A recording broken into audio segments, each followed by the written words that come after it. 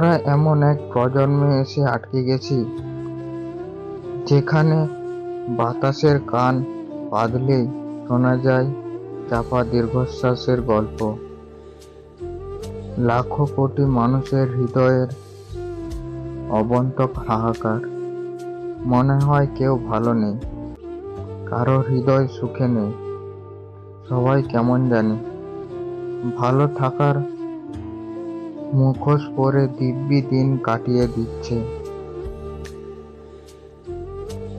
আদতে আসলেই কি ভালো আছে? প্রতিটা মানুষ কেমন যেন নিঃশব্দ একাকিত্ব হয়ে গেছে, অথচ তাদের সবারই পরিবার আছে, প্রিয়জন আছে। সবকিছু থেকেও কি যেন নেই। আসলে আমরা আমাদের প্রিয় মানুষদের সাথে থেকেও নিঃশব্দতায় মারা যাচ্ছি, কারণ পরিবার প্রিয়জন সবাই থাকলেও আমাদের মন বোঝার কেউ নেই।